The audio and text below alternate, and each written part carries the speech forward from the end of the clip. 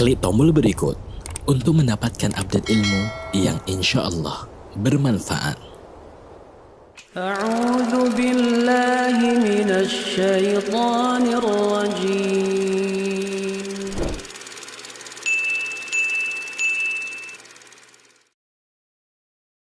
Assalamualaikum warahmatullahi wabarakatuh. Alhamdulillah anzala ala abdihi alkitaba wa lam yaj'al lahu iwaja. Segala puji bagi Allah Jalla Jalaluh yang menurunkan atas hambanya Al-Quranul Karim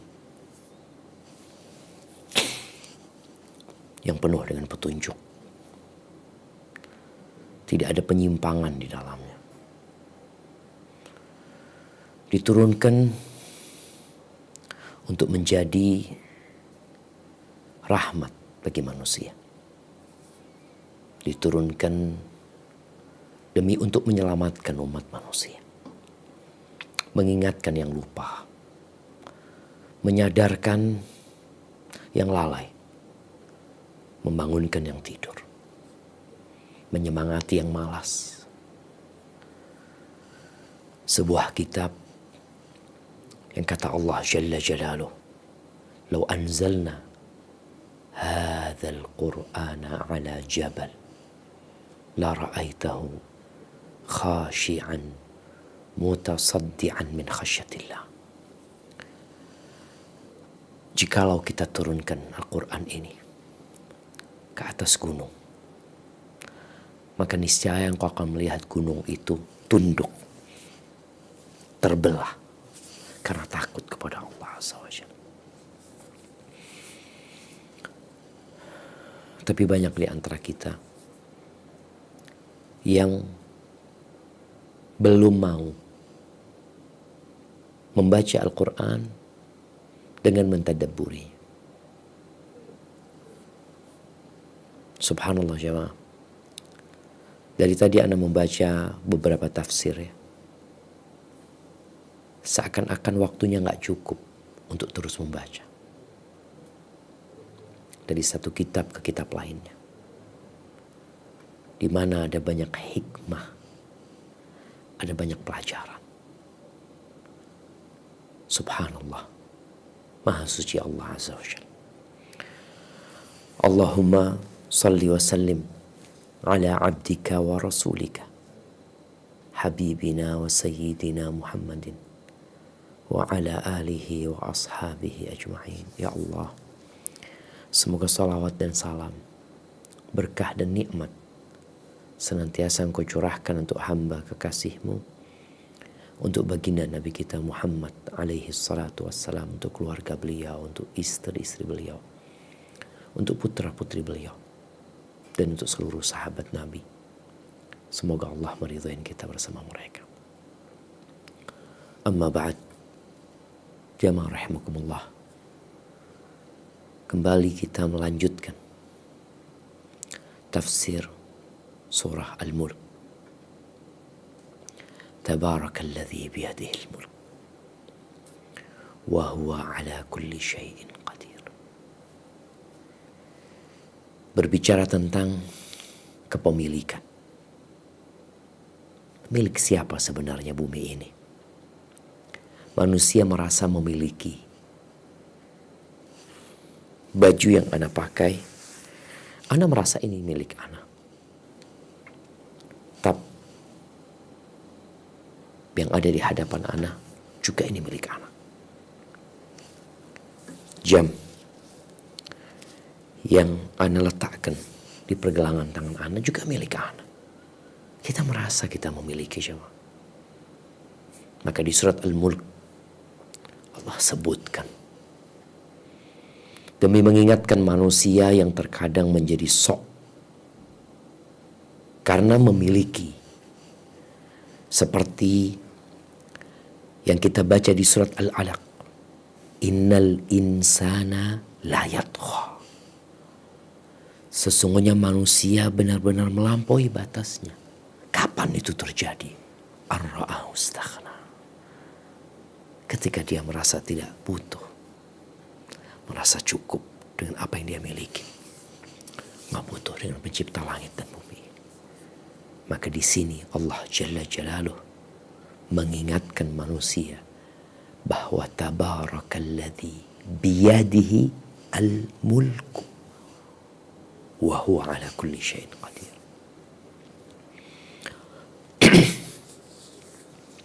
Di awal surat Allah ceritakan tentang bagaimana penciptaan yang terkadang kita tidak merenungkan.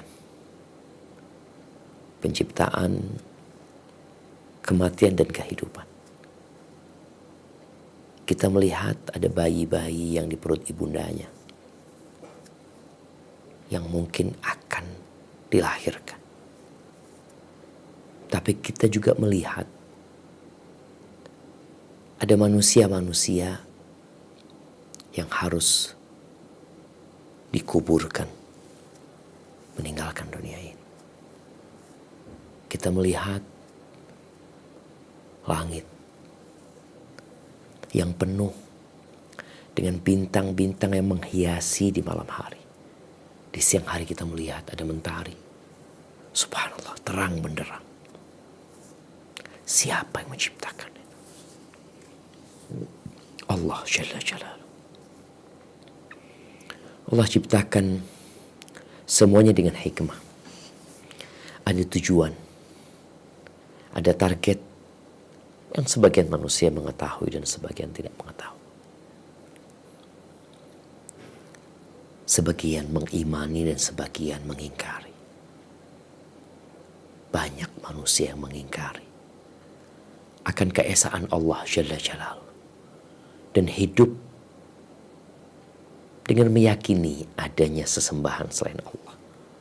Hidup melakukan ritual-ritual pengabdian kepada setan, padahal semuanya milik Allah Jalla Jalaluh. Kenapa satu-satunya dosa yang tidak diampuni itu hanya syirik? Yang lainnya masih ada harapan diampuni. Membunuh, berzina. Tapi apabila melakukan kesyirikan, maka selesai. Karena sejatinya manusia nggak punya syahwat untuk melakukan kesyirikan. Tapi hanya kebodohan yang membuat sebagian manusia melakukan hal itu. Batu dikultuskan. Binatang disembah. Makhluk-makhluk yang seharusnya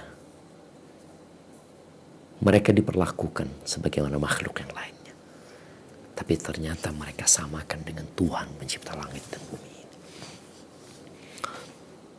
Oleh karena itu, apa yang akan didapatkan? Bagi orang-orang yang cukup menyekutukan Allah Jalla Jalaluh. Bagi orang-orang yang kufur. Semua yang diperbuat harus dipertanggungjawab. Kita akan lanjutkan di ayat yang ke-6 dan selanjutnya Allah menceritakan tentang orang-orang yang kufur. Nah, tafadhal dibaca.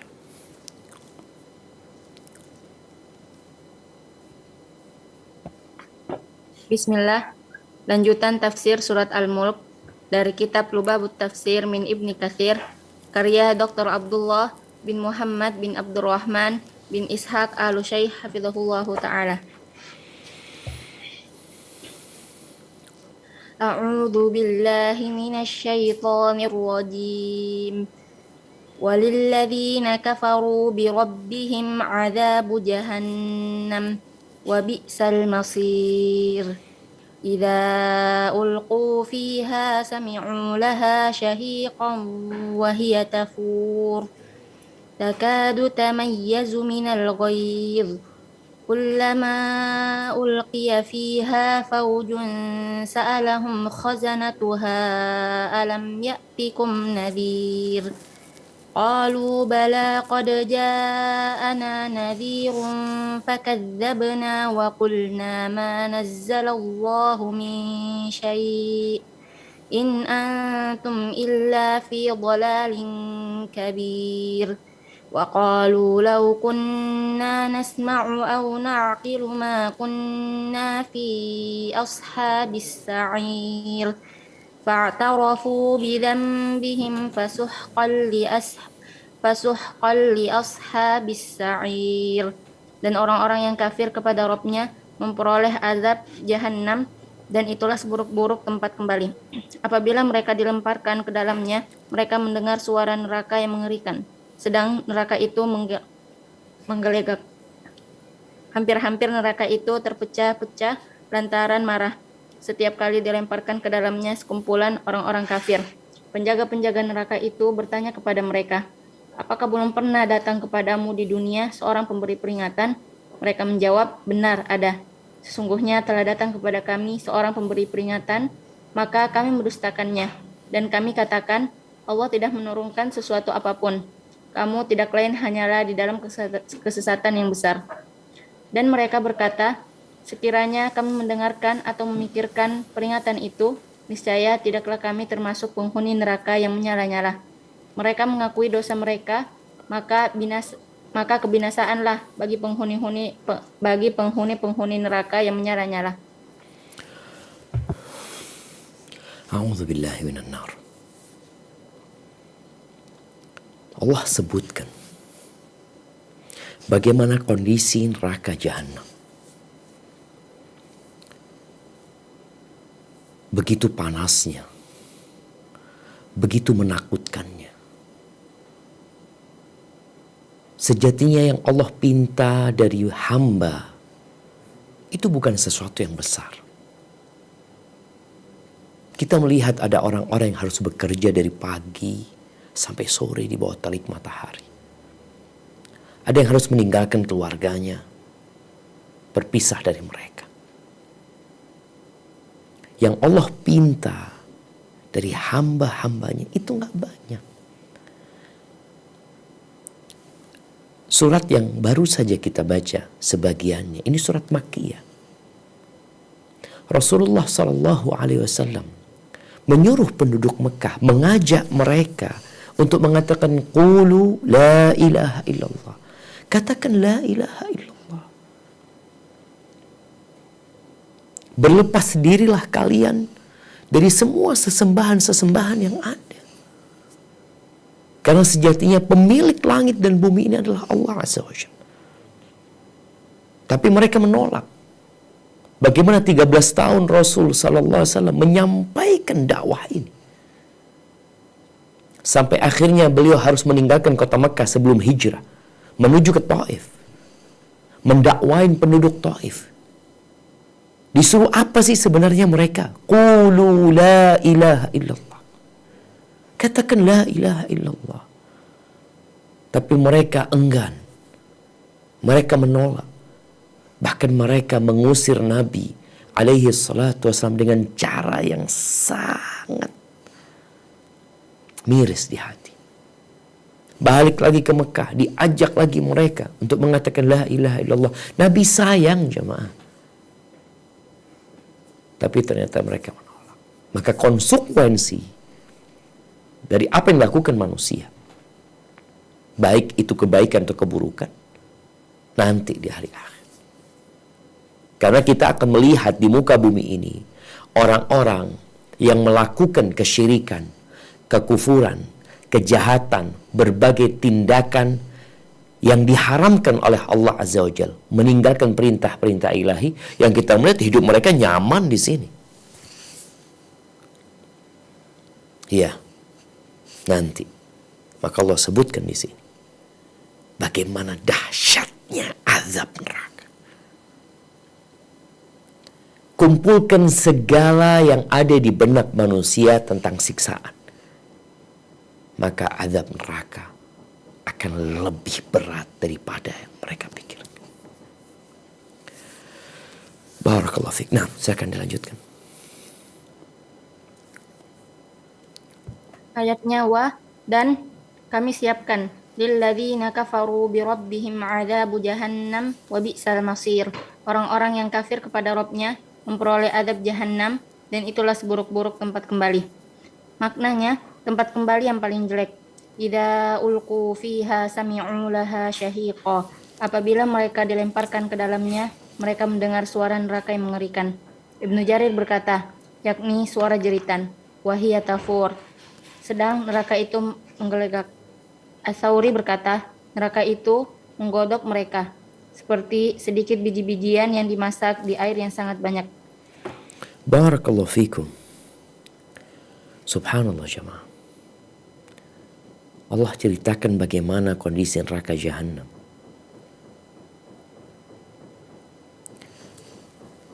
Nerakanya aja teriak-teriak. Yang membuat orang yang mendengarnya itu ketakutan. Bagaimana Rasulullah Sallallahu Alaihi Wasallam menyampaikan bahwa neraka Jahannam ini akan ditarik, diseret jamaah oleh 4,9 miliar malaikat. Neraka Jahannam ini memiliki 70.000 tali kekang. Di setiap tali kekang itu ada 70.000 malaikat. Meronta neraka ini. Ada riwayat lemah yang menyebutkan bahwasanya neraka ini terlepas dari genggaman malaikat-malaikat. Karena marahnya dia kepada orang-orang kafir. Tapi riwayat itu lemah. Namun bagaimana Rasulullah SAW menggambarkan bahwa neraka ini benar-benar diseret jamaah. Dia berteriak-teriak yang suaranya membuat mereka yang di padang mahsyar itu ketakutan. Sampai Allah menyebutkan ada kondisi di padang mahsyar, orang itu berlutut jamaah. Ketakutan mereka. Dan itu seburuk-buruknya tempat kembali. Nah, kalau mungkin di dunia seburuk-buruknya tempat kembali penjara, orang takut sama penjara. Diapain sih di penjara? Bagaimana orang ketika divonis umpamanya 7 tahun, pingsan. Karena dia akan hidup di sebuah tempat yang dia akan kehilangan kebebasan di penjara. Nggak dapat dibandingkan dengan neraka. Itu wabi'sal masir. Kita semua akan kembali. Tempat kembali kita satu dari dua. Neraka atau surga Allah Azza wa Jalla. Bagaimana tatkala dilemparkan orang-orang kafir ke dalam neraka. Kalau mungkin awalnya mendengar jeritan neraka dari jauh, kita tuh kalau dengar suara yang gak enak dari jauh itu gak nyaman di hati. Semakin mendekat, semakin gak nyaman di hati. Disebutkan di sini, idza ulqu fiha sami'u laha syahiqan wa hiya tafur. Neraka ini jamaah seperti air ya, yang panas yang digodok ya. Terus dia bergerak seperti kita lihat api di dunia ya. Nggak berhenti dia jamaah. Dia bergerak. Nah, di sini disebutkan neraka itu menggodok mereka seperti sedikit biji-bijian yang dimasak di air yang sangat banyak. Kalau kita masak air, kemudian kita letakkan 10 biji, kemudian air itu mendidih. Bagaimana kondisi biji-bijian ini? Naik ke atas, turun, ke kanan, ke kiri, terus naik, turun. Seperti itu. Dan seperti itu kondisi manusia yang dilemparkan ke neraka. Dia akan terbawa oleh dahsyatnya lahap api itu. Kemudian dia turun lagi, naik lagi, turun lagi ke kanan, ke kiri. dia diombang-ambingkan dalam azab yang menyebabkan dia tidak bisa istirahat. Makanya Allah Azza wa Jal gambarkan tentang neraka ini, la yamutu fiha wa la yahya. Mereka nggak mati di sana dan juga nggak hidup. Yang ada mereka terus tersiksa. Na'udzubillahi minan nar. Nah, lanjutkan. Firman Allah tabaraka wa ta'ala, takadu tamayyazu minal ghaidh, hampir-hampir neraka itu terpecah-pecah lantaran marah. Yakni, hampir saja ia berpisah karena kemarahan dan kekesalannya yang memuncak kepada mereka. Allahu Akbar ya. Kullama ulqiya fiha faujun sa'alahum khazanatuha alam ya'tikum nadhir. Qalu bala qad ja'ana nadhirun fakadzabna wa qulna ma nazzalallahu min syai' in antum illa fi dhalalin kabir. Setiap kali dilemparkan ke dalamnya sekumpulan orang-orang kafir, penjaga-penjaga neraka itu bertanya kepada mereka, apakah belum pernah datang kepadamu di dunia seorang pemberi peringatan? Mereka menjawab, benar ada. Sungguhnya telah datang kepada kami seorang pemberi peringatan. Maka kami mendustakannya dan kami katakan, Allah tidak menurunkan sesuatu apapun. Kamu tidak lain hanyalah di dalam kesesatan yang besar. Nah, melanjutkan. Allah tabaraka wa ta'ala menyebutkan dengan gamblang keadilannya kepada makhluk-makhluknya, serta bahwasanya dia tidak akan mengadab seorang pun melainkan setelah disampaikan hujjah kepadanya serta dikirimkan utusan kepadanya. Demikian itulah mereka melemparkan celaan kepada diri mereka sendiri dan menyesal pada hari manakala penyesalan tidak bermanfaat lagi bagi mereka. Lalu mereka berkata, "Lau kunna nasma'u aw na'qilu ma kunna fi ashabis sa'ir." Sekiranya kami mendengarkan atau memikirkan peringatan itu, niscaya tidaklah kami termasuk penghuni neraka yang menyala-nyala. Maksudnya, seandainya kami memiliki akal yang dapat kami manfaatkan atau kami mendengar kebenaran yang diturunkan oleh Allah, niscaya kami tidak akan pernah kafir kepadanya dan tidak akan melakukan tipu daya terhadapnya. Akan tetapi, kami tidak mempunyai pemahaman yang dapat dipergunakan untuk memahami apa yang dibawa para rasul. Dan kami juga tidak mempunyai akal pikiran yang dapat membimbing kami untuk selalu mengikuti mereka. Allah Jalla wa'ala berfirman, fa'tarafu bidzambihim fasuhqan li ashabis sa'ir. Mereka mengakui dosa mereka, maka kebinasaanlah bagi penghuni-penghuni neraka yang menyala-nyala. A'udzubillahi minan nar. Jamaah, kalau dikatakan takadu tamayyazu minal ghaidh, neraka itu hampir pecah dari marahnya mereka. Jadi orang kalau marah beneran itu seakan-akan tubuhnya itu membesar sehingga akan terpecah. Satu di atas, satu mau naik ke atas, satu mau masuk ke bumi mungkin. Itu gambaran orang yang marah. Dan Allah sebutkan bagaimana marahnya neraka ini.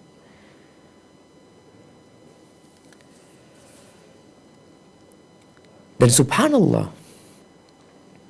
setiap kali dimasukkan segerombolan. Jadi kondisi di padang mahsyar itu, kalau orang-orang yang beriman, yang mereka melakukan dosa, ya, mereka akan melewati sirat yang berada di atas neraka jahanam. Jadi setelah adanya penimbangan amalan, akan ada kondisi yang gelap gulita. Allah bagikan cahaya. Ada yang mendapatkan cahaya seperti gunung di hadapan dia. Ada yang seperti pohon kurma di kanannya.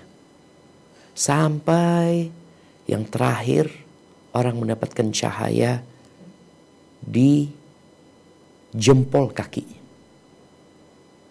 Tapi cahayanya kedap-kedip. Kalau bercahaya dia berjalan. Kalau mati dia berhenti. Kenapa? Karena mereka sedang menuju ke neraka jahanam. Untuk masuk ke surga Allah Azza wa Jal harus melewati sirat yang berada di atas neraka jahanam. Jadi orang-orang beriman menuju ke sirat. Sedangkan orang-orang kafir, mereka digiring dalam kegelapan itu menuju ke neraka jahanam. Berkelompok-kelompok mereka. Semua disesuaikan dengan amal mereka. Maka di sini sebutkan, setiap dimasukkan ke dalam neraka itu, sekumpulan manusia, penjaga-penjaga neraka itu bertanya kepada mereka. Yang pertanyaan ini mengandung unsur siksaan batin dan jiwa mereka. Jadi siksaan yang akan didapatkan oleh manusia di dalam neraka itu semua jenis siksaan. Jadi azab itu bukan cuma azab fisik, ada azab mental.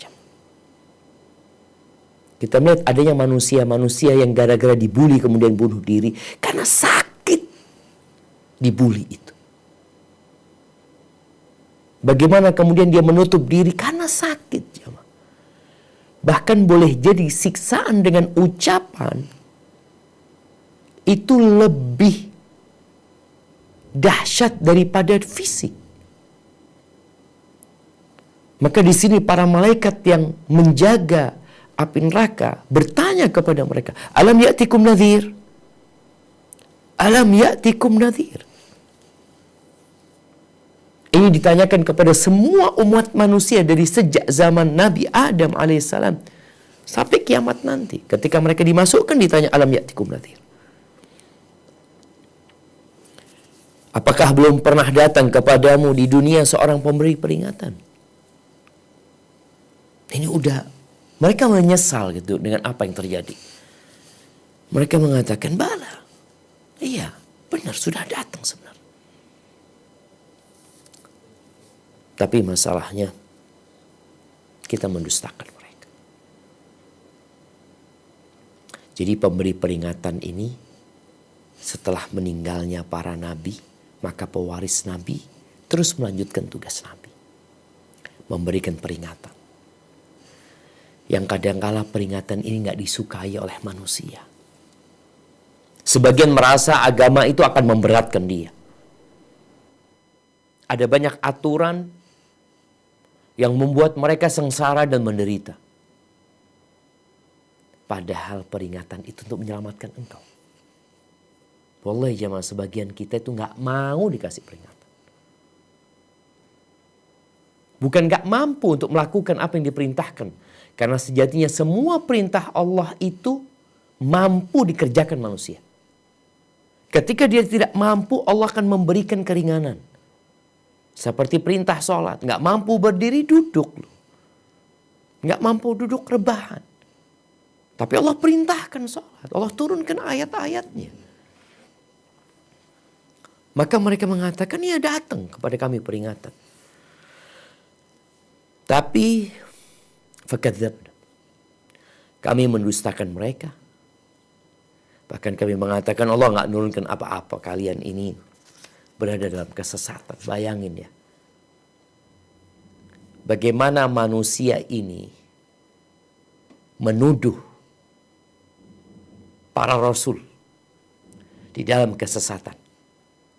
Kemudian pewaris nabi yang menyampaikan agama Allah, menyampaikan ayat-ayat Allah, sunnah-sunnah Rasul Sallallahu Alaihi Wasallam disampaikan kepada mereka, dianggap aliran sesat. Jadi manusia menganggap penyeru kepada kebenaran, pemberi peringatan itu apa? In antum illa fi dhalalin kabir. Kalian ini aliran sesat. Allah, hati-hati jemaah.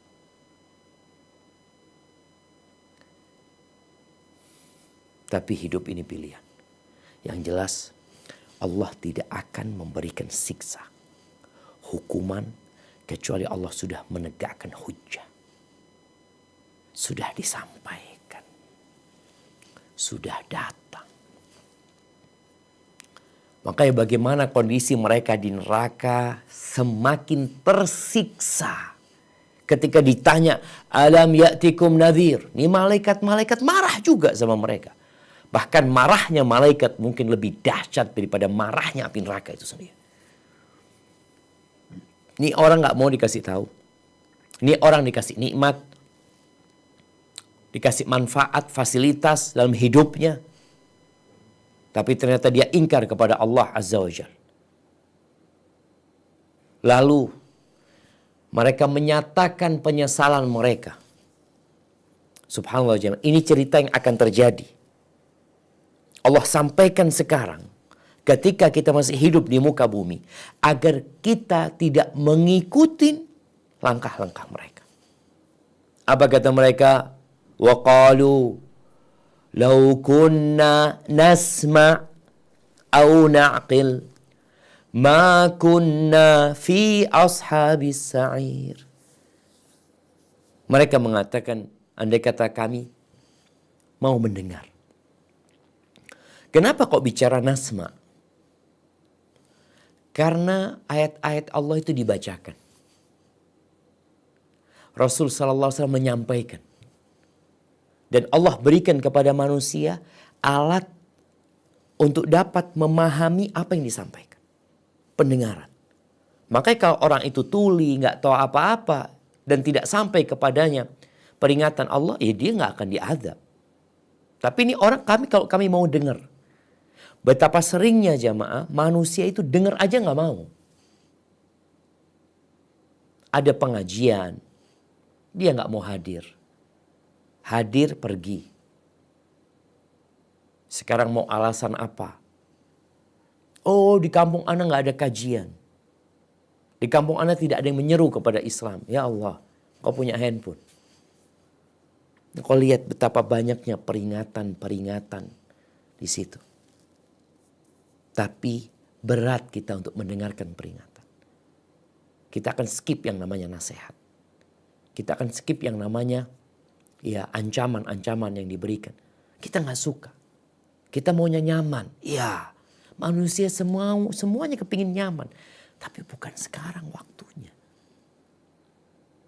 Antum lihatlah yang bekerja di bawah terik matahari. Kenapa antum nggak katakan kepada dia, Mas, kok maunya antum ya panas-panas? Istirahat kata. Cari naungan. Apa kata dia? Belum waktunya. Nanti. Sekarang waktunya bekerja. Sekarang waktunya capek. Sekarang waktunya lelah. Sekarang waktunya berkeringat. Sekarang waktunya berkorban. Sekarang waktunya berjuang. Wa man ladzatu illa ba'da ta'ab. Kelezatan itu setelah kelelahan dan kecapean. Maka ketika mereka, kalau kami mau mendengar, mau dipakai, akalnya dipakai aja. Tapi sebagian orang nggak dipakai tuh akalnya. Bayangin ya, bagaimana Nabi Ibrahim datang membawa peringatan kepada kaumnya yang menyembah patung-patung. Dan sampai saat ini kita melihat manusia yang masih menyembah berhala-berhala. Sampai hari ini kita melihat mereka melakukan itu. Dulu Nabi Ibrahim pernah menghancurkan patung-patung itu. Kecuali yang terbesar. Lalu Nabi Ibrahim disidang oleh mereka. Ditanya, "A'anta fa'alta hadha bi alihatina?" Ya Ibrahim. Ibrahim, engkau yang melakukan terhadap sesembahan-sesembahan kami. Apa kata Nabi Ibrahim? Bal fa'alahu kabiruhum hadha. Fas'aluhu min kanu yantiqun. Oh. Engkau tahu siapa yang melakukan. Itu yang paling besar tuh. Tanyakan kepada sesembahan-sesembahan kalian yang banyak nih. Yang hancur. Tanyakan. Siapa yang melakukan? Tanyakan kepada mereka. Ini mereka diajak dialog supaya mereka mau menggunakan akal sehatnya. Apa kata mereka? Loh, gimana sih suruh tanya sama benda mati? Masa kita suruh tanya? Kan kau tahu mereka gak bisa bicara. Kok yang gak bisa bicara disembah? Apakah mereka beriman? Enggak, mereka gak beriman. Coba. Enggak. Mereka bahkan membakar Nabi Ibrahim. Maka benar-benar mereka tidak menggunakan akal mereka. Sekarang ini ada orang-orang yang masih ateis. Padahal mereka dapat melihat begitu dahsyatnya ciptaan Allah Azza wa Jalla. dokter-dokter ahli bedah. Melihat ketika dia membedah bagaimana betapa sempurnanya penciptaan manusia, tapi nggak beriman. Mereka hanya dapat menyesal kelak. Mereka mengatakan, andai kata kami mau mendengar, mau menggunakan akal, setelah mendengar, dipikirlah. Mereka, ma kunna fi ashabis sa'ir, niscaya kami tidak akan menjadi penghuni neraka sa'ir. Tapi penyesalan itu selalu datang di akhir. Nggak ada gunanya ketika menyesal pada waktu hari itu. Yang ada mereka ingin dikembalikan ke dunia. Mereka ingin beramal, ingin memperbaiki. Kalau kami dibalikan ke dunia, kami akan beriman. Nggak ada. Maka ahibati fillah, sekarang waktunya beramal. Kita beramal. Mungkin sebagian kita harus memerangi syahwat dan nafsunya. Demi kenikmatan yang abadi dan selamat dari siksa yang menakutkan. Maka di sini disebutkan fa'tarafu bidzambihim. Mereka mengakui dosa-dosa mereka. Allah tidak akan memberikan azab sampai manusia mengakui bahwa dia yang salah. Maka Allah utus para rasul. Allah turunkan kitabnya. Supaya nggak ada alasan lagi bagi manusia. Dan Allah katakan, وَمَا كُنَّا مُعَذِّبِينَ hatta nab'atha rasulah. Dan kami tidak akan memberikan azab sampai kami mengutus utusan kami. Udah nggak ada alasan lagi. Makanya mereka mengakui. Fasuhqan li ashabis sa'ir. Maka kebinasaanlah bagi mereka yang menjadi penghuni neraka sa'ir. Semoga Allah menyelamatkan kita dari api neraka.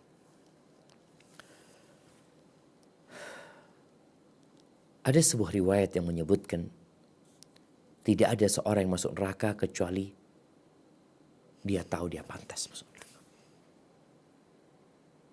Nggak ada lagi mengatakan, loh aku kok ada di neraka? Nggak ada. Orang itu tahu dengan apa yang diperbuat oleh dirinya dan dia kelak akan mengaku. Barakallahu fiik. Baik, dilanjutkan. Innal ladzina yakhshawna rabbahum bil ghaibi lahum maghfiratun wa ajrun kabir. Wa asirru qawlakum aw ijharu bih. Innahu alimun bidzatis sudur. Ala ya'lamu man khalaqa wa huwal latiful khabir. هو الذي جعل لكم الأرض ذلولا فامشوا في مناكبها وكلوا من رزقه وإليه النشور. Sesungguhnya orang-orang yang takut kepada Rabb-nya yang tidak tampak oleh mereka, mereka akan memperoleh ampunan dan pahala yang besar. Dan rahasiakanlah perkataanmu atau lahirkanlah. Sesungguhnya Dia Maha mengetahui segala isi hati. Apakah Allah yang menciptakan itu tidak mengetahui yang kamu lahirkan dan rahasiakan? Dan Dia Maha luas lagi maha mengetahui. Dialah yang menjadikan bumi itu mudah bagimu. Maka berjalanlah di segala penjurunya dan makanlah sebagian dari rezeki-rezekinya. Dan hanya kepadanya lah kamu kembali setelah dibangkitkan. Barakallahu fiik. Setelah Allah menceritakan tentang kondisi orang-orang yang jahat. Jadi kalau bicara siapakah orang paling jahat? Adalah orang yang melakukan kesyirikan. Siapakah orang yang paling zalim?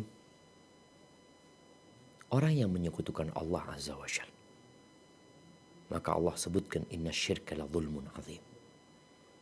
Dan Allah ceritakan hukuman apa yang akan didapat oleh mereka.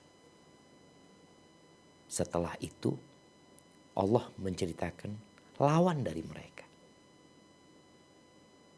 Kita akan sering mendapati dalam Al-Quranul Karim cerita tentang neraka dan cerita tentang surga. Engkau mau jadi yang mana gitu. Kalau engkau ingin selamat, ya ini loh jalannya orang-orang yang selamat. Sehingga surga dan neraka hampir selalu bebarengan Allah sebutkan.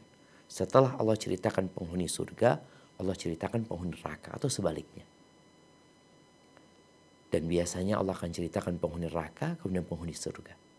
Seperti yang kita akan dapatkan umpamanya di surat An-Naba.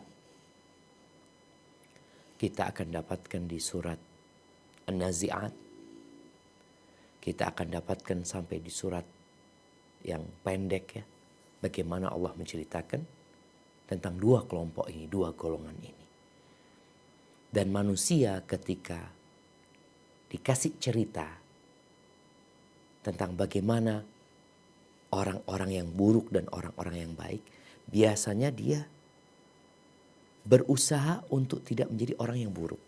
Dia ingin jadi orang baik. Kita sering dapat cerita ketika kecil sebelum tidur. Cerita yang memompa rasa harap kita untuk menjadi orang baik. Dan yang membuat kita takut untuk jadi orang jahat. Di sini Allah sebutkan bagaimana lawan dari penghuni neraka. Apa sih yang mereka lakukan? Nah, silakan dibaca. Allah Subhanahu wa taala berfirman, seraya menceritakan tentang orang yang takut akan makam, yaitu kedudukan Robnya yang ada di antara dirinya dengannya. Jika dia tengah menyendiri dari orang-orang, lantas dia pun menahan diri dari perbuatan maksiat dan melaksanakan berbagai ketaatan, ketika tidak diketahui oleh seorang pun kecuali oleh Allah semata, maka dia akan memperoleh ampunan dan pahala yang besar, yakni dosa-dosanya diampuni dan dia diberi pahala yang berlimpah. Sebagaimana yang telah ditegaskan di dalam kitab As-Sahihain, sab'atun yudhilluhumullahu ta'ala fi dhilli arsyihi yauma la dhilla illa dhilluh. 7 golongan yang selalu dinaungi Allah yang maha tinggi di bawah naungan arsy-Nya. Di hari saat tiada naungan kecuali naungannya. Kemudian dari mereka beliau menyebutkan salah seorang yang diajak berbuat maksiat oleh seorang wanita yang memiliki kedudukan dan kecantikan. Lalu dia mengatakan, sesungguhnya aku takut kepada Allah. Beliau lantas menyebutkan orang yang biasa menyedekahkan suatu dari harta. Kondisi Allah itu gaib. Dalam kondisi dia juga sedang tidak dilihat oleh manusia. Apa yang akan didapatkan? 2. Subhanallah. Maghfirah wa ajrun kabir. Ampunan dan balasan yang besar. Ketika bicara ampunan maka bicara dosa. Kita punya banyak dosa. Orang yang bertakwa itu bukan orang yang tidak melakukan dosa. Tapi apabila dia berbuat dosa, dia kembali kepada Allah Azza wa Jalla. Maka tatkala Allah menyuruh kita bersegera, apa kata Allah? Wasari'u ila maghfiratin min rabbikum wa jannah arduha samawati wal ardu uiddat lil muttaqin. Kalian bersegeralah. Menuju kemana? Menuju ke ampunan Allah Azza wa Jalla. Karena kita akan berbuat dosa, Syama. Kita punya banyak kesalahan. Sebagian kita ingat, sebagian kita sadari, sebagian kita tidak sadari. Dan ini juga untuk mendidik manusia agar tidak ujub dengan amal soleh dia. Selesai sholat kita istighfar, kita minta ampun sama Allah Azza wa Jalla. Bagaimana orang yang sholat malam, di akhir malam, sebelum subuh, Allah mengatakan tentang mereka, kanu qalilan minal laili ma yahja'un wa bil ashari hum yastaghfirun. Di waktu sahur mereka istighfar setelah menghabiskan akhir malam untuk sholat. Sebelum subuh mereka mohon ampun sama Allah Azza wa Jalla. Maka disebutkan di sini orang-orang yang takut kepada Allah, takut dia akan diberdirikan kelak dalam persidangan di hari akhir, maka dia akan mendapatkan maghfirah, ampunan. Nggak ada yang masuk surga karena amalannya, nggak ada. Karena amalan kita kalau dibandingkan dengan nikmat Allah Azza wa Jal, maka sudah selesai. Allah sudah kasih nikmat sama kita di dunia ini. Maka Nabi SAW mengatakan, La yadkhulu ahadukumul jannah bi'amalih. Nggak ada yang masuk surga dengan amalan. Wala anta ya Rasulullah. Engkau pun? Ya, aku pun nggak akan. Illa an yataghammadani Allahu birahmati. Kecuali Allah membalutkan dengan rahmatnya baru bisa. Di sini seorang mendapatkan rahmat dengan diampuni dosanya sama Allah Azza wa Jalla. Kita mengatakan Rabbighfirli warhamni. Ya Allah ampuni aku dan rahmati aku. Ketika Abu Bakar Siddiq radhiyallahu taala anhu meminta doa kepada Rasul sallallahu alaihi wasallam, maka diajarin sebuah doa yang dibaca ketika sholat. Allahumma inni zalamtu nafsi zulman katsira. Ya Allah, sesungguhnya aku mendolimin diriku dengan kezaliman yang banyak. Allahumma inni zalamtu nafsi zulman katsira fa innahu la yaghfiru dzunuba illa anta faghfirli maghfiratan min indika warhamni innaka antal ghafurur rahim. Minta ampunan dari Allah, minta dikasihi rahmat Allah. Sesungguhnya engkau maha pengampun dan maha pengasih. Maka di sini disebutkan orang yang takut kepada Allah dalam kondisi nggak ada yang melihat dia, dia sendirian, hanya dia sama Allah Azza wa Jalla. Karena manusia ini jamaah, Allahu Akbar ya. Terkadang nafsunya itu membuat dia lupa, membuat dia bertindak bodoh. Makanya perlu adanya training. Jadi jiwa kita ini perlu di-training. Agar dia takut sama Allah Azza wa Jalla. Agar tunduk sama Allah Azza wa Jalla. Dan juga berdoa minta sama Allah. Nabi berdoa, Allah maqsim lana min khasyiatika. Ya Allah bagikan buat kami rasa takut kepadamu. Ma tahulu bihi bainana wa baina ma'asik. Yang dengannya menjadi penghalang antara kami dengan berbuat maksiat kepadamu. Kemudian bicara ampunan, kemudian bicara pahala. Setelah diampuni, makanya nanti nggak ada orang masuk surga masih bawa dosa, udah selesai. Bahkan nanti ada pembersihan jiwa mereka. Setelah melewatin api neraka, mereka nggak langsung masuk surga. Mereka akan ditahan di qantarah untuk dibersihkan hati mereka, baru dikasih ajr kabir.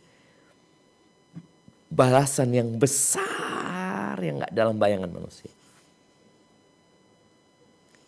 Bukan pahala yang setara, enggak. Kalau dosa satu dibalas satu. Tapi kalau pahala, Allahu Akbar.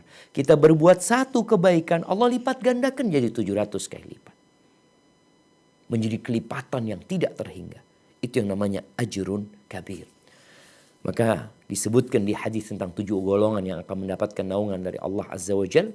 Pada hari tidak ada naungan kecuali naungannya. 7 golongan itu kalau kita perhatikan hampir semuanya adalah orang-orang yang punya rasa takut kepada Allah Azza wa Jal. Imam yang adil. Seorang imam, seorang pemimpin, seorang sultan, seorang penguasa, seorang raja yang dia kebal hukum karena dia yang menegakkan hukum umpamanya. Bagaimana dia berlaku adil kepada rakyatnya. Di saat rakyatnya gak bisa nuntut dia karena dia yang memberikan hukuman. Tapi dia berlaku adil. Kenapa dia melakukan takut sama Allah Azza wa Jal? Kalau bicara dia pemimpin tertinggi mungkin gak ada lagi di atas dia. Tapi dia takut sama Allah Azza wa Jal.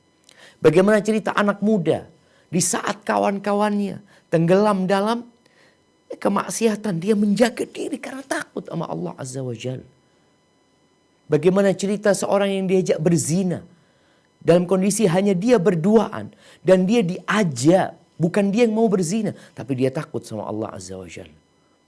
Bagaimana orang yang mengingat Allah sendirian meneteskan air mata, takut sama Allah, nangis di depan orang biasa. Nangis karena kesedihan sering, tapi nangis karena takut kepada Allah saat tidak ada manusia. Ini menunjukkan bagaimana rasa takut dia kepada Allah Azza wa Jalla. Sodakoh, Bagaimana dia sembunyikan tanpa ada yang melihat. Kenapa? Karena takut sama Allah Azza wa Jalla. Nah, dilanjutkan. Selanjutnya, Allah Azza wa Jalla mengingatkan bahwa Dia mengetahui yang tersembunyi dan yang dirahasiakan.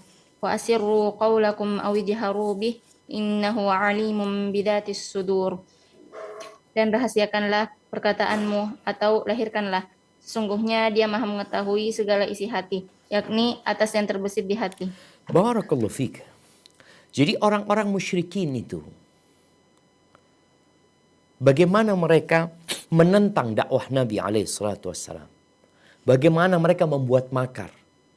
Akhirnya mereka mengatakan, udah jangan keras-keras kalau ngomong gitu. Nanti kedengaran sama Tuhannya Muhammad SAW. Ini menunjukkan mereka gak kenal sama Allah Azza wa Jalla. Maka dikatakan kepada mereka, wa asirru qawlakum. Udah kalian mau rahasiakan, mau ngomong sembunyi-sembunyi, mau terang-terangan. Allah itu tahu dengan apa yang terbetik di hatimu. Gitu. Sehingga jangan bicara berbuat di tempat yang tersembunyi.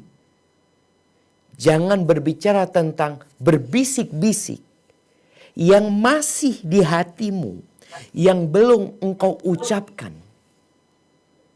Keinginan yang engkau hendak lakukan dan engkau belum melakukannya, Allah udah tahu, jemaah. Maka di sini benar-benar ada ancaman bagi mereka. Yang kadangkala orang itu ketika berbuat dosa, dia mencari tempat yang sepi. Dia akan berkumpul dengan kelompoknya tanpa ada yang mengetahui. Mungkin handphone dia matikan. Bagaimana ketika ada ungkapan yang rahasia ya. Kamera dimatikan, handphone dimatikan, CCTV dimatikan. Dia ingin benar-benar tersembunyi. Nggak ada yang mengetahui. Wa asirru qawlakum awijharu bih. Silahkan kalian. Mau sembunyikan ucapan kalian. Innahu alimun bidatis sudur. Mau apa sekarang jemaah? Mau disembunyikan di handphone? Mau disembunyikan di hard disk? Atau di mana? Atau engkau membuat tempat bunker yang tersembunyi ini bagi para pelaku dosa ya, yang selalu mencari tempat sembunyi. Allah tahu. Nah, dilanjutkan. Ala ya'lamu man khalaqa? Apakah Allah yang menciptakan itu tidak mengetahui? Maksudnya di sini, apakah Sang Khalik tidak mengetahui? Ada juga yang mengatakan artinya, apakah Allah tidak mengetahui makhluknya? Tetapi pendapat pertama lebih tepat. Berdasarkan pada firman-Nya, wa huwal latiful khabir, dan Dia Maha halus lagi Maha mengetahui. Barakallahu fikum. Nah, setelah Allah suruh manusia untuk ngomong terang-terangan, mau sembunyi. Wa huwal latiful khabir. Innahu alimun bidzatis sudur. Lalu Allah mengatakan, ala ya'lamu man khalaq. Apakah Allah yang menciptakan itu tidak mengetahui? Gimana sih kalian? Allah itu Rabbul Alamin. Dia yang menciptakan manusia. Allah itu tahu dengan jumlah saraf yang ada di tubuh manusia. Yang subhanallah jemaah ya. Sekarang ini manusia semakin canggih, semakin modern. Mereka akhirnya tahu yang namanya DNA. Di mana 8 miliar manusia ini DNA-nya itu nggak bisa disembunyikan. Akan ketahuan. Ini anaknya siapa? Siapa bapaknya ini? Ketika ada orang mati, identitasnya nggak ketahuan. Mungkin dia sudah dimakan sama bangkai, dites, sudah jadi bangkai dimakan oleh burung pemakan bangkai. Masih ada rambutnya. Bisa dikatakan, oh ternyata ini fulan. Ketahuan jemaah. Ini manusia makhluk ya, mereka dengan canggihnya. Ini bagaimana dengan Al-Khaliq? Allah itu tahu dengan jumlah daun yang jatuh tadi malam. Allah tahu dengan jumlah butiran padi yang dipanen oleh manusia. Allah tahu dengan jumlah debu yang berterbangan. Allah tahu dengan jumlah ikan-ikan di lautan. Ala ya'lamu man khalaq. Kalau manusia menciptakan, dia nggak tahu. Nih yang kuli bangunan. Ketika dia ambil, dia bangun ya. Kan di antara bata itu ada semen ya sama pasir. Ketika dia taruh, coba dia tanya, Bapak, tadi berapa jumlah pasir yang Bapak letakkan di situ? Jumlah pasir. Nggak tahu lah. Nggak tahu. Sahih. Tanyakan kepada petani ketika dia panen. Dia panen yang namanya padi, lalu tanyakan kepada dia, berapa jumlah padi? Jumlahnya nggak tahu, kalau berapa ton kami tahu. Tapi Allah Al-Latif Al-Khabir. Allah itu maha lembut dan teliti sekali. Sehingga Allah tahu dengan jumlah daun-daunan, jumlah rumput.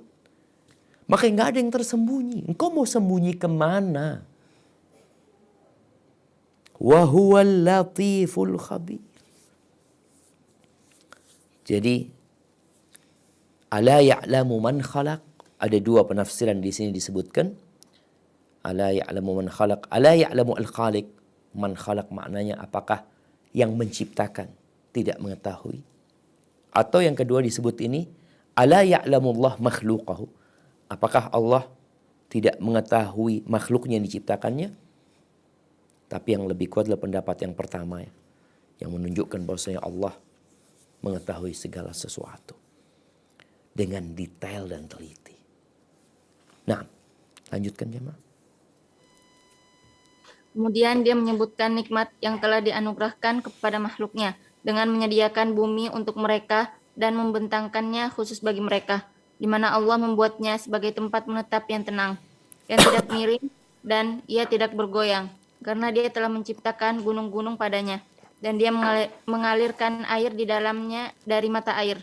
Dia bentangkan jalan-jalan, serta menyediakan pula di dalamnya berbagai manfaat, pun tempat bercocok tanam dan juga buah-buahan. Dia Subhanahu wa ta'ala berfirman, Huwallazi ja'ala lakumul arda dalulan famshu fi manakibiha.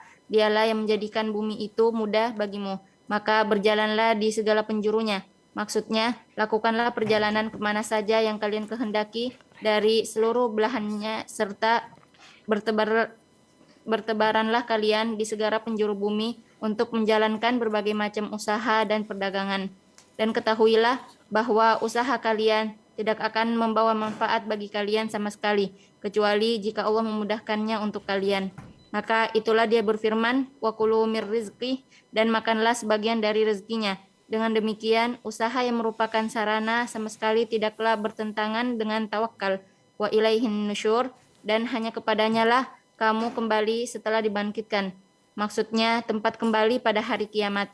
Ibnu Abbas, Mujahid, As-Su'di, dan Qatadah mengatakan, kata manakibiha berarti ujung, belahan, dan penjurunya. Sedang Ibnu Abbas dan Qatadah mengemukakan manakibiha berarti gunung-gunung. Allahu Akbar jamaah. Ya. Ketika Allah Azza wa Jal memberikan peringatan kepada hamba agar takut sama Allah dalam semua kondisi, di mana orang-orang musyrikin di kota Mekah menentang dakwah Nabi SAW. Bahkan mereka melakukan tindakan-tindakan yang tidak seharusnya mereka perbuat. Lalu Allah mengingatkan tentang nikmat. Karena ingat dengan nikmat ini membuat kita bersyukur dan tahu diri. Bumi ini kalau kita melihat ada hutan belantara yang banyak binatang buasnya, yang mungkin orang berpikir tidak akan dapat masuk ke dalamnya.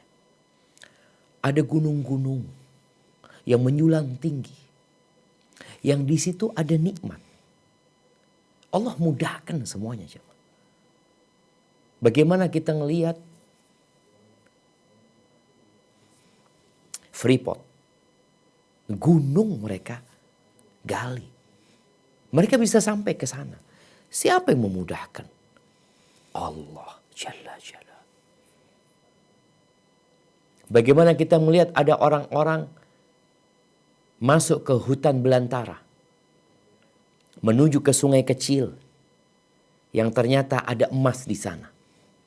Siapa yang memudahkan itu? Allah Jalla Jalaluh.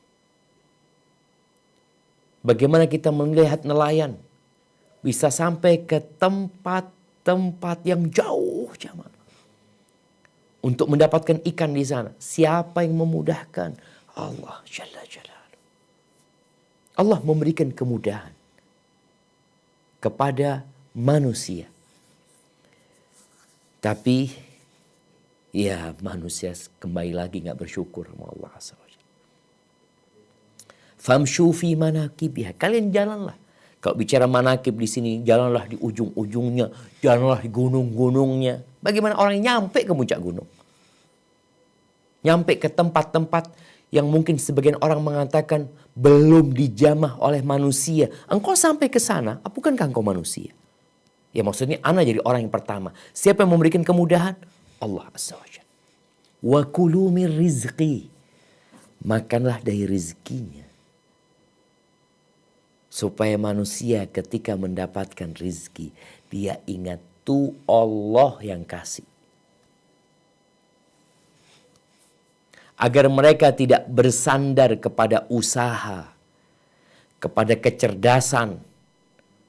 Agar mereka tidak bergantung kepada upaya mereka, perjuangan mereka. Sehingga mereka lupa dengan sang pencipta. Allah katakan, wa kulu mir rizqih. Makanlah kalian dari rizki. Siapa yang kasih rizki? Huwallah ar-razzaq dzul quwwatil matin. Wa ilaihin nusyur. Namun Allah sebutkan di akhir ayat ini, kepadanya kamu akan kembali, akan dibangkitkan. Berangkatlah engkau kemanapun pergi. Ada yang sampai puncak Himalaya, kemudian dia hilang di Himalaya. Ya. Ada yang mungkin berangkat menggali emas, lalu tertimbun dia. Nggak ada yang tahu. Kita lihat manusia kadangkala keluarganya menanti-nanti. Dan nggak ada yang tahu dia berada di mana. Wa ilaihin nusyur. Kepada Allah kalian akan dibangkit. Sebagaimana Allah Jalla Jalaluh yang menciptakan alam semesta ini. Allah yang menumbuhkan tumbuh-tumbuhan di muka bumi ini. Yang kita tahu dari tumbuh-tumbuhan itu akan menjadi pohon-pohonan, menjadi tanaman yang bermanfaat. Engkau pun kelak ketika mati, engkau akan tumbuh kembali. Engkau akan dibangkitkan oleh Allah Jalla Jalaluh. Dan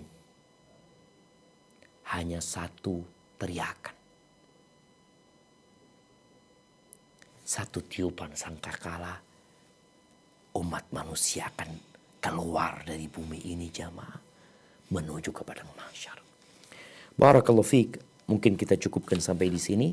Insyaallah kita lanjutkan di ayat 16 di pertemuan yang akan datang. Tafadhal. Kita masuk ke sesi tanya jawab. Nah, Ustaz, jazakumullah khairan Ustaz. Ana baca pertanyaan masuk yang pertama ya Ustaz. Assalamualaikum warahmatullahi wabarakatuh. Waalaikumsalam warahmatullahi wabarakatuh. Nah. Ustaz Hafizakallah izin bertanya, apakah setiap orang harus memiliki sedekah yang hanya dia dan Allah yang tahu Ustaz? Apakah sedekah seperti ini hanya berupa materi Ustaz? Terkadang kita infak diminta untuk konfirmasi. Apakah ini tidak termasuk hanya kita dan Allah yang tahu? Mohon nasihatnya Ustaz. Jazakumullah khairan. Masya Allah, barakallahu fiik. Ahibati fillah.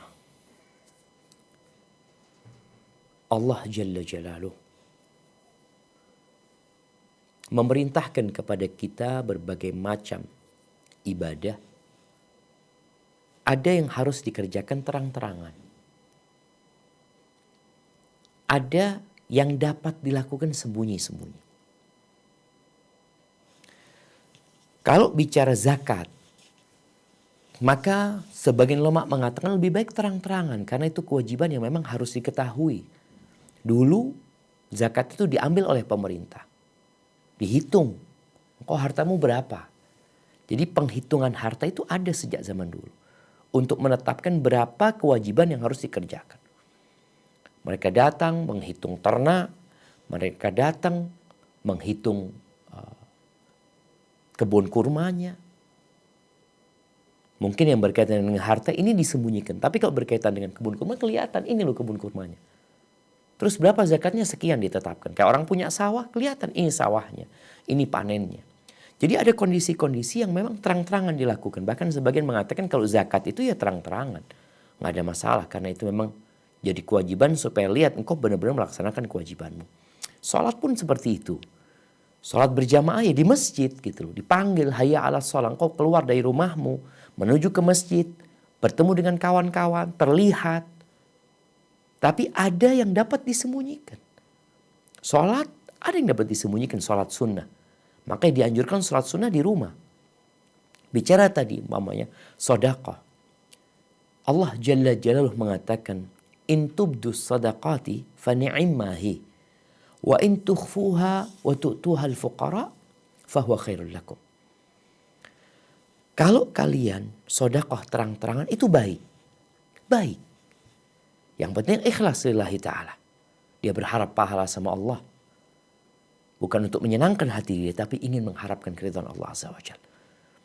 Tapi kalau kalian sembunyikan dan kalian berikan kepada orang-orang fakir, itu lebih baik buat kalian. Jadi dua-duanya diperbolehkan selama dua-duanya ikhlas. Tapi disembunyikan itu akan lebih baik. Kalau bicara konfirmasi, kita diminta konfirmasi. Memang ada kondisi-kondisi yang kita harus konfirmasi. Kalau tidak, uang kita boleh jadi nggak nyampe kepada tujuan. Karena memang umpamanya rekening itu rekening umum. Kalau bicara rekening umum di yayasan umpamanya menggalang dana untuk masjid, ada yang untuk beasiswa, kemudian ada yang untuk musibah umpamanya. Kita mau kasih buat yang mana? Buat masjid. Maka kita sampaikan itu buat masjid loh. Sekedar untuk memastikan bahwasanya uang itu untuk masjid. Apa kalau konfirmasi kita itu menjadikan sedekah itu terang-terangan? Wallahu a'lam. Kalau yang dikonfirmasi nggak kenal, nggak tahu juga antum siapa, di mana tinggalnya, semoga tetap tersembunyi. Tapi kalau kenal kan jadi ketahuan. Oh fulan. Jadi kita juga tahu sama yang dikasih kabar. Jadi akan hilang yang namanya rahasia tadi. Walaupun sekali lagi nggak apa-apa, nggak ada masalah. Namun ada yang nggak perlu konfirmasi. Mamanya nomor rekeningnya khusus. Ya sudah kirim ke sana selesai. Namun kadang-kala kalau jumlah yang besar, Anda lihat perlu ada yang konfirmasi untuk memastikan sampai tidak uang itu. Karena kadang-kala nggak masuk ya ma. Pernah ada yang kirim uang besar, Anda tunggu-tunggu nggak masuk gitu. Kemudian diurusin baru bisa dikirimkan kembali. Soalnya kadang-kala uang itu balik lagi ke rekening yang pemilik uang. Akhirnya sedekahnya nggak nyampe. Intinya ada hal-hal yang memang ya mau nggak mau harus terang-terangan. Ada hal-hal yang bisa disembunyikan. Ada yang mungkin rahasia, tapi rahasia tidak full rahasia karena masih ada yang tahu. Tapi ada yang terang-terangan semua orang jadi tahu. Kondisinya yang terpenting dari semua itu adalah bagaimana hati kita. Namun berusaha untuk punya sedekah yang benar-benar tersembunyi. Hadza wallahu a'lam bissawab. Jazakumullah khairan Ustadz. Ini ada yang mau bertanya langsung. Umu Fatin, tafadoli. Syukran mulia. Assalamualaikum Ustaz. Waalaikumsalam warahmatullahi wabarakatuh. Ahlan Ustaz. Tafadhali, na'am. Ana punya 2 pertanyaan ya Ustaz. Yang pertama masih masalah sedekah Ustaz. Na'am. Ana pernah dengar dari kajian Ustaz yang dari yang lainnya tentang sedekahnya Abu Sayyad kalau nggak salah. Nah. Itu yang sampai bermimpi terus ditimbang. Yang Ana tanyakan Ustaz, itu suatu hal yang sangat mengerikan menurut Ana ya. Karena kita nggak tahu sampai tidak bisa terima. Nah, untuk bisa diterima dan hasilnya maksimal itu seperti apa ya Ustaz? Apa kita harus benar-benar berniat hanya mengharapkan wajah Allah atau gimana? Yang kedua, tentang 3 orang yang tidak diterima sholatnya meskipun sejengkal dari atas kepalanya. Salah satunya kan ada wanita yang membuat suaminya kesal hingga sholatnya tidak terima. Yang menjadi pertanyaan Nana, kesal dalam artian apa ya Ustaz? Apakah dari suami yang mungkin dia punya banyak kekurangan dalam artian tidak mengenal agama, kekurangan agama lantas tidak bisa mendidik istrinya, itu termasuk juga meskipun istrinya sudah baik akan mendapatkan yang tidak termasuk di salah satu tidak terimanya salatnya. Syukran Ustaz. Jazakallah khair. Subhanallah. Na'am, barakallahu fiik. Ya ahibati fillah. Kita benar-benar perlu bermuhasabah ya tentang amalan-amalan yang sudah kita lakukan dan yang akan kita kerjakan. Karena syarat diterimanya amalan sebenarnya kita semua udah pada tahu. Bukan hanya sedekah. Semua amalan. Syarat diterimanya itu 2. Yang pertama adalah ikhlas. Di mana kita hanya berharap keridhaan Allah Azza wa Jalla. Yang kedua, sesuai dengan tuntunan Nabi SAW. Bicara sedekah. Ada orang yang sedekah ya karena senang sedekah aja. Makanya kita melihat ada orang-orang kafir juga sedekah, berdonasi. Bahkan dia suka gitu loh melakukan itu. Apakah dia melakukannya karena Allah Azza wa Jalla atau untuk kesenangan dirinya? Kalau untuk kesenangan dirinya, maka inilah yang bermasalah. Ketika Allah berbicara tentang Ramadan, apa kata Nabi SAW? Tentang Lailatul Qadar yang lebih baik dari 1000 bulan ya. Nabi SAW mengatakan, Man qama Ramadan imanan wahtisaban. Barang siapa yang bangun Lailatul Qadri pada malam Lailatul Qadar, dia salat imanan wahtisaban. Dia beriman kepada Allah Azza wa Jalla dengan syariatnya. Dia beriman dengan hari akhir. Wahtisaban, dan dia berharap kepada Allah Azza wa Jalla. Jadi bukan untuk kesenangan dirinya. Dalam artian, ya namanya orang senang ya dia aja senang. Engkau bukan lillahi ta'ala. Kalau lillahi ta'ala, makanya di antara tanda-tanda orang yang ikhlas lillahi ta'ala, dia itu mau dicela sama orang yang gak ada urusan, mau dipuji sama orang juga gak ada urusan. Karena memang dia berbuat lillahi ta'ala. Allah sebutkan di surat Al-Insan tentang orang-orang yang sedekah. Wajah Allah mengatakan, La nuridu minkum jazaan wala syukura. Innama nut'imukum liwajhillah. La nuridu minkum jazaan wala syukur. Kami memberikan makan kepada kalian untuk berharapkan wajah Allah. Dan itu biasanya penuh perjuangan. Ketika dia mau sedekah, ada kecintaan kepada harta di dirinya. Tapi dia tetap memaksa karena dia ingin dapat balasan dari Allah Azza wa Jalla. Bagaimana Talha bin Ubaidillah. Yang orang-orang pada bertanya, engkau gimana sih kok bisa begitu dermawannya? Kata Talha mengatakan, Inna la najidu ma yajiduhul bukhala fi anfusih. Kami ini sama. Merasakan apa yang dirasakan oleh orang-orang bakhil dalam jiwa mereka.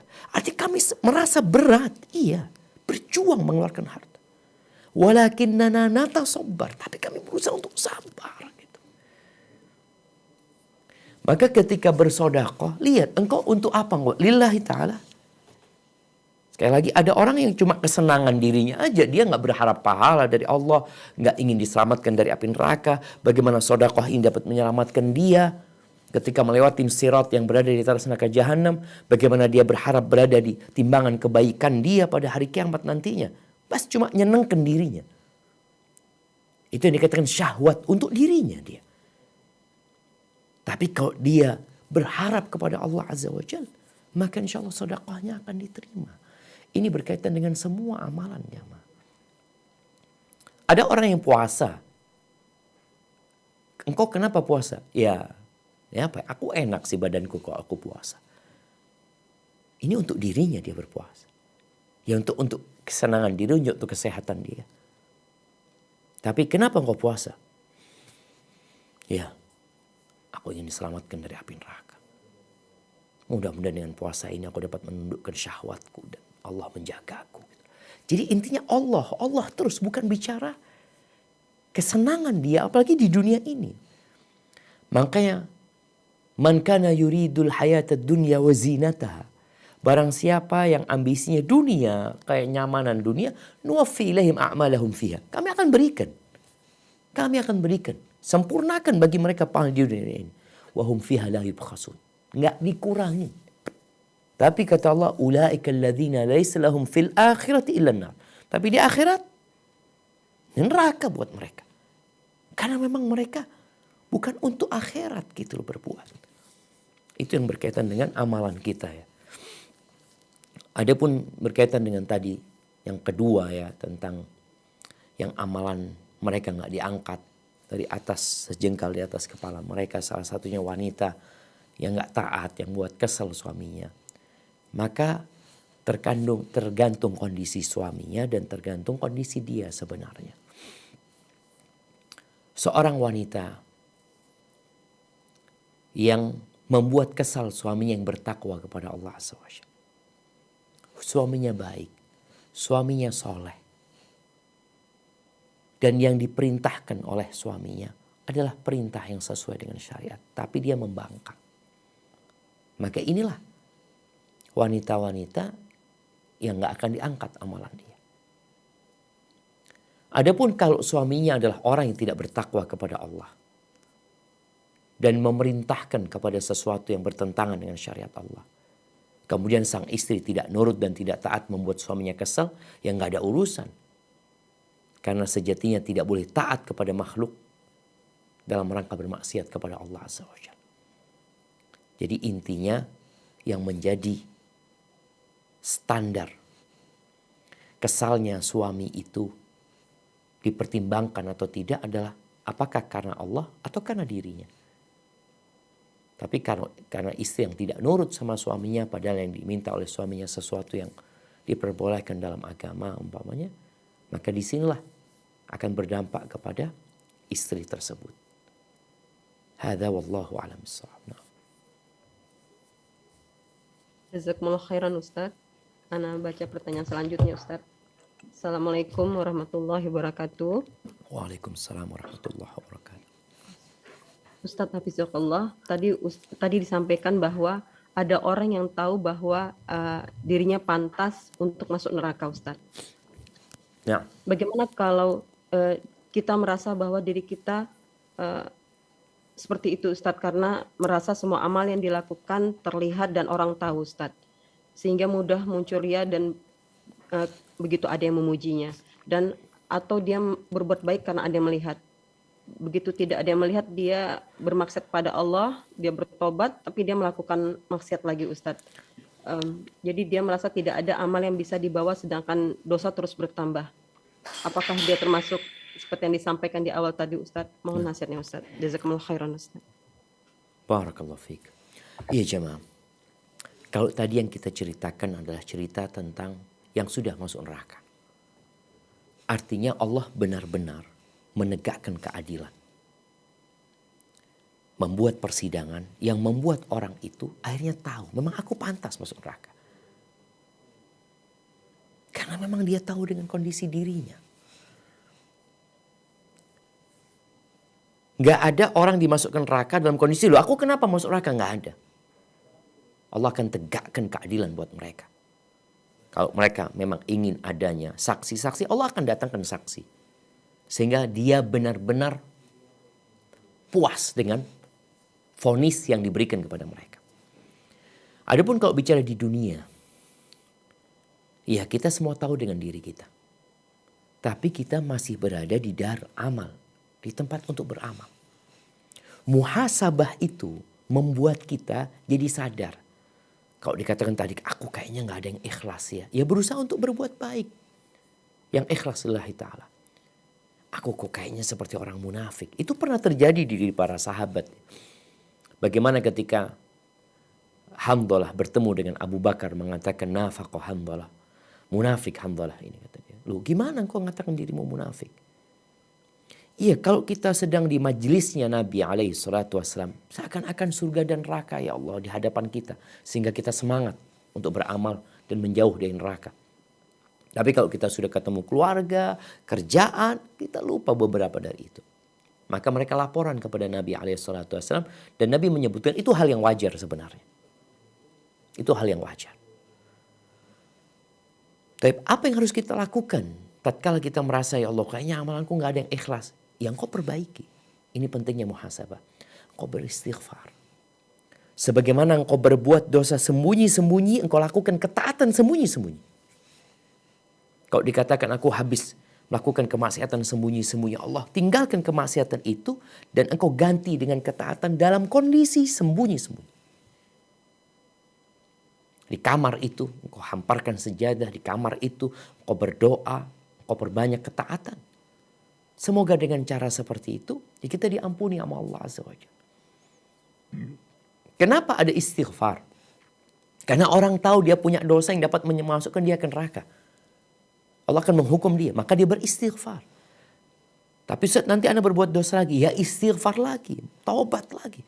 Tapi mungkin udah tugas kita tatkala berbuat dosa berhenti, kemudian kita bertobat kepada Allah Azza wa Jalla. Karena kita nggak tahu apakah besok kita masih akan hidup. Karena orang kadang-kala berpikir, ya Allah Ustaz, anak ini kadang-kala udah tobat, nanti berapa pekan kemudian berbuat dosa lagi. Ya udah sekarang kau bertobat. Urusan besok lusa, engkau nggak tahu apakah engkau masih akan hidup. Dan tatkala engkau sudah bertekad untuk tidak mengulangi, insya Allah tobatmu diterima. Tapi kalau ternyata engkau ngulangin lagi nantinya, engkau bertobat lagi. Seperti itu seterusnya sampai ajal menjemput kita. Dan berdoa minta sama Allah supaya dikasih rasa takut sehingga kita berhenti berbuat dosa. Hadza wallahu a'lam bissawab. Jazakumullah khairan Ustaz. Pertanyaan selanjutnya. Assalamualaikum warahmatullahi wabarakatuh. Waalaikumsalam warahmatullahi wabarakatuh. Ustaz Hafizakallah, bagaimana untuk orang yang terlanjur sudah bermaksiat, kemudian dia sadar dan melakukan salah satu amalan dari 7 golongan yang mendapat naungan Allah Ustaz? Apakah masih ada kesempatan untuknya mendapatkan naungan tersebut Ustaz? Jazakumullah khairan Ustaz. Masya Allah, barakallahu fiik. Naam ahibati fillah. Innamal a'mal bil khawatim. Itu pesan Nabi alaihi salatu wassalam. Amalan itu tergantung penutupnya. Kita tahu bagaimana kehidupan para sahabat sebelum mereka masuk Islam. Bagaimana jahatnya Umar bin Khattab radhiyallahu ta'ala anhu sebelum dia masuk Islam. Sehingga membuat umat Islam pun sebagian dari mereka putus asa kalau Umar ini bakal masuk Islam. Tapi ketika dia masuk Islam, bagaimana dia bisa lari menuju kepada Allah begitu kencangnya sehingga dia dapat melewatin Uthman bin Affan, melewatin Ali bin Abi Thalib radhiyallahu ta'ala anhu, melewatin Abdurrahman bin Auf. Padahal dia terlambat masuk Islamnya, ketinggalan. 5 tahun setelah masuk Islamnya Abdurrahman bin Auf, dia baru bisa masuk Islam ya. Jadi jangan khawatir buat teman-teman yang punya masa lalu yang kelam. Kemudian dia memperbaiki diri dan berusaha untuk istiqamah di atas jalan ketaatan. Dia memilih untuk menjadi salah satu dari 7 golongan tersebut. Insya Allah, Allah akan memberikan naungan kepada engkau apabila engkau mati di atas amalan tersebut. Artinya kita mati terus istiqomah di atas amalan tersebut. Karena kadang-kala ada sebagian orang yang mengatakan, nggak mungkin aku. Nggak ada yang nggak mungkin buat Allah Azza wa Jalla. Allah itu Ghafurur Rahim. Bahkan orang yang bertobat. Illa man taba wa amana wa amila amalan salihan faulaika yubaddilullahu sayyiatihim hasanah. Ini bicara orang yang mungkin dia pernah melakukan kekufuran, pernah melakukan kezaliman, pernah membunuh, berzina, kemudian dia bertobat kepada Allah, dia beriman, dia beramal soleh, maka dosa-dosa dia itu dirubah menjadi pahala buat mereka. Kalau dia sekali lagi mati di atas ketaatan kepada Allah Azza wa Jalla. Jadi yang menjadi ukuran adalah tatkala ajal menyebut kita. Hadza wallahu a'lam bissawab. Jazakumullah khairan Ustadz. Pertanyaan berikutnya Ustadz. Assalamualaikum warahmatullahi wabarakatuh. Waalaikumsalam warahmatullahi wabarakatuh. Ustadz Syafiq dan tim peserta yang mengikuti kajian ini semoga dalam lindungan Allah Subhanahu wa taala. Izin bertanya Ustadz. Kata Allah tadi di ayat 12 Ustadz, yang ingin Ana tanyakan, rasa takut kita itu disyariatkan meliputi apa saja ya Ustadz? Jazakumullah Ustaz.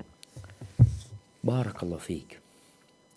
Jadi kalau bicara takut yang disyariatkan adalah semua rasa takut yang dapat menghalangi kita dari berbuat kemaksiatan.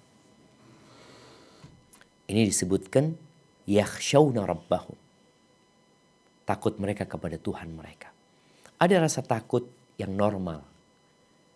Orang takut dengan binatang buas. Orang takut tertabrak. Orang takut ketika ada kebanjir ya. Ada petaka-petaka. Tapi ini berkaitan dengan rasa takut kepada Allah Azza wa Jalla. Sehingga rasa takut yang penuh pengagungan kepada Allah Azza wa Jalla. Yang membuat dia mengurungkan niat berbuat dosa. Itu yang diminta. Dan untuk mencapai rasa takut ini, kita perlu kenal sama Allah Azza wa Jalla. Makanya Allah sebutkan innama yakhshallaha min ibadihi al-ulama. Yang takut kepada Allah dari hamba-hambanya itu siapa? Para ulama. Mereka yang takut kepada Allah Azza wa Jalla. Artinya karena dia tahu dengan kebesaran Allah. Dia takut dengan azab Allah. Dia takut dengan murka Allah Azza wa Jalla. Dia takut karena sedang diawasin sama Allah. Dan Allah dapat memberikan azab ketika dia melakukan dosa itu. Maka insya Allah rasa takut inilah yang akan bermanfaat buat dia. Barakallahu fiik. Mungkin ke pertanyaan terakhir. Nah Ustaz. Assalamualaikum warahmatullahi wabarakatuh Ustaz. Waalaikumsalam warahmatullahi wabarakatuh. Ustaz Hafizakallah, izin bertanya. Amalan rahasia lebih dianjurkan. Maka bagaimana dengan amalan zikir kepada Allah? Apakah harus dilafazkan atau boleh hanya di dalam hati Ustaz? Jazakumullah khairan Ustaz. Masya Allah, Masya Allah. Nah, barakallahu fiik. Bicara zikir. Jadi, amalan itu ada amalan hati. Ada amalan raga yang mencakup lisan. Amalan hati itu seperti rasa takut. Seperti cinta kepada Allah. Seperti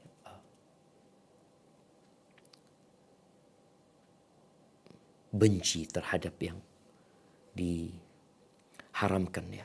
Jadi ada amalan yang memang amalan hati. Ada amalan raga. Bicara zikir, zikir ini adalah amalan lisan. Yang tentunya hati harus ikut.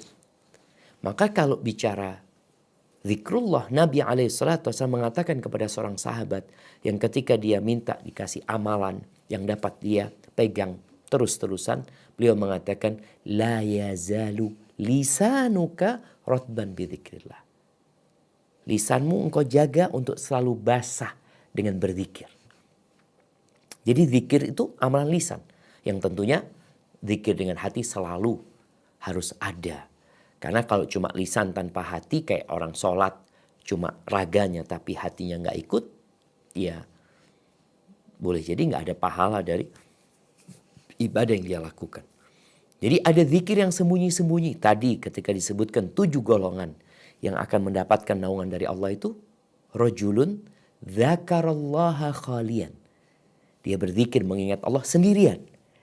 Jadi kondisi sendiriannya, tapi lisannya tetap dia berzikir. Ketika kita berada di tengah-tengah masyarakat, kita kan ingin juga zikir kita tersembunyi. Anda lihat para wanita punya kesempatan yang begitu dahsyatnya, ya, begitu luasnya untuk berzikir, tapi nggak ada yang tahu. Bagaimana caranya? Ketika dia pakai cadar, orang nggak ngelihat bahwasanya lisan dia sedang bergerak. Kalau sekarang mungkin dengan adanya masker, ini bisa menjadi amalan tersembunyi. Dia berzikir dalam kondisi lisan dia berucap, tapi nggak ada yang tahu karena pakai masker. Ini bukan berarti kita suruh orang pakai masker ya, ketika sudah selesai pandemi ini. Tapi itu menjadi salah satu sarana untuk menyembunyikan zikir kita. Jadi kalau bicara zikir itu amalan lisan yang tetap hati kita mengikuti apa yang kita baca, merenungkan seperti orang membaca Al-Quran. Itu membaca bukan dengan matanya aja yang bergerak, tapi lisannya juga ikut membaca. Seperti itu yang disebut membaca. Adapun ada orang yang sambil ngobrol tasbihnya bergerak, ya ini ngobrol tasbihnya bergerak, maka itu ya dia boleh jadi menunjukkan sesuatu yang tidak dia amalkan sebenarnya. Dia tidak sedang berzikir. Kalau dia mengatakan hatiku berzikir, ya hati kita selalu ingat sama Allah Azza wa Jalla. Tapi bicara zikir yang dihitung tadi itu, maka zikir dengan lisan yang perlu dihitung. Maka kita bisa sembunyikan penghitungannya mungkin ketika kita sedang mengingat Allah Azza wa Jalla. Sebagian orang dia bawa tasbih, dia bawa alat penghitung. Nasihat ana, ketika memang engkau lagi banyak orang, engkau sembunyikanlah tempat itu. Engkau bisa menggunakan jari-jarimu, sehingga itu akan lebih membuatmu tersembunyi, atau membuat amalanmu lebih tersembunyi, dan semoga itu akan lebih ikhlas lillahi ta'ala. Itu yang dapat Anda sampaikan, kurang lebihnya mohon maaf. Subhanakallahumma wa bihamdika asyhadu an la ilaha illa anta astaghfiruka wa atubu ilaik. Wassalamualaikum warahmatullahi wabarakatuh. أعوذ بالله من الشيطان الرجيم.